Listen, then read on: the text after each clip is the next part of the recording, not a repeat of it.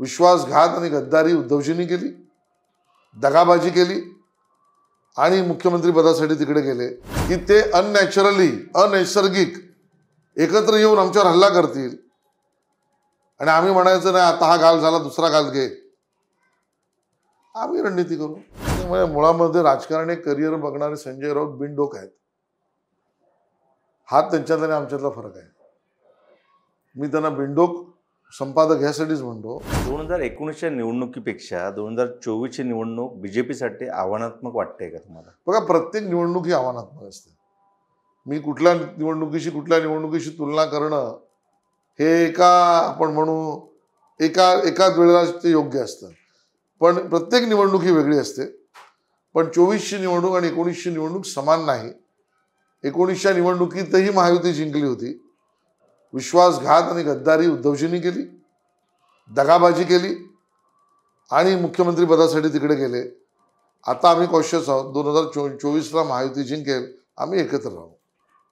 महायुतीमध्ये बीजेपीपेक्षा ज्येष्ठ असलेले किंवा अजित पवार किंवा शिंदे यांना अधिक महत्त्व दिल्यामुळे बीजेपीमध्ये मध्यंतरीच्या काळामध्ये खूप बऱ्या प्रमाणात नाराजी होती. ती आम्हाला या जी काही तिकीट वाटप झालं किंवा सर्वाधिक बंडखोरी ही भाजपमध्ये आहे.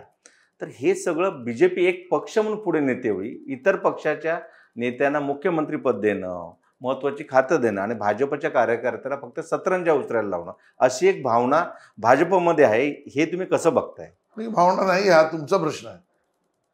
आम्ही सगळे स्वयंसेवक आहोत आणि आम्हाला लहानपणापासून आम्ही गीत शिकलेलो आहोत. असू आम्ही सुखाने पत्थर पायात येईल, मंदिरोबरणे हेच आमचे ध्येय.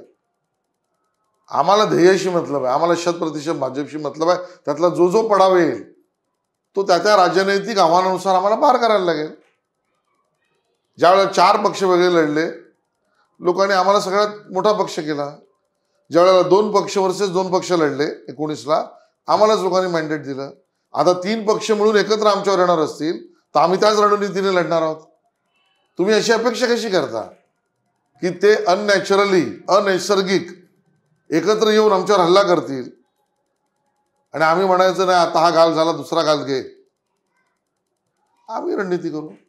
100% भाजप म्हणजे प्रत्येक पक्षाचं हे असतं की आपला स्वतःचा मुख्यमंत्री स्वबळावर बसावा. बरोबर आहे. 145 पेक्षा जास्त आमदार स्वतःचे, कारण तुम्ही आता लढवता 152, त्यामुळे तुम्ही जरी म्हणालात की मुंबईपैकी 16 जागा आम्हाला मिळतील, पण 145 पेक्षा जास्त स्वबळावरती स्वतःचा असा, जशी तुमची खूप वर्षाची पासून जी इच्छा होती की मुंबई महापालिकेमध्ये महापौर भाजपचा असावा, कारण प्रत्येक वेळी आम्ही त्यांच्यासोबत फरफडत जायचं का, किंवा आता तुम्ही जे सांगितलं 32 पासून तुम्ही 83 पर्यंत गेले. सो भाजपचा स्वबळावरचा मुख्यमंत्रीसाठी ते वर्ष तो सुदीन कधीचा असेल?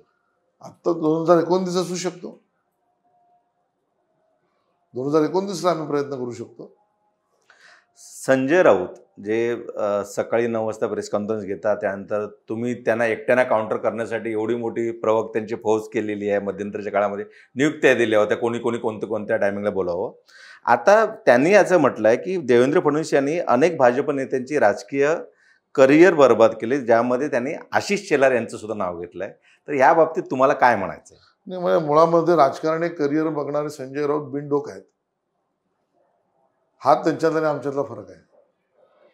मी त्यांना बिनडोक संपादक यासाठीच म्हणतो की काही लोकांच्या जगण्याची मूल्य असतात, काही लोकांच्या सामाजिक काम करण्यामधल्या विचारधारांची स्पष्टता असते, काही लोकांच्या कार्यकर्ता म्हणून काम करण्यामध्ये हेतू आणि उद्देश स्पष्ट असतात.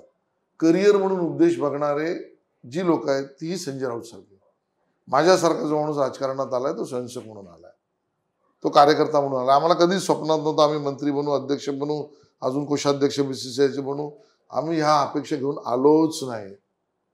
देवेंद्रजी कधी करिअर म्हणून आलेच नाही. ते मुख्यमंत्री झाले सहज कार्यकर्त्यांचं पाठबळ, नेतृत्व, संघटना प्रेम या सगळ्या त्यांच्या असलेल्या गुणांवरती झाले. हे करिअर म्हणून येणारे लोक एकमेकांशी भांडतात आणि आमच्याकडे करिअरचा भाग नाही. आता मला चिंता वाटायला लागली की त्यांचं प्रवक्तेपद हे जे करिअर आहे ते मातोश्रीशी आहे का सिल्वर ओकशी आहे हे पहिलं त्यांनी ठरवावं.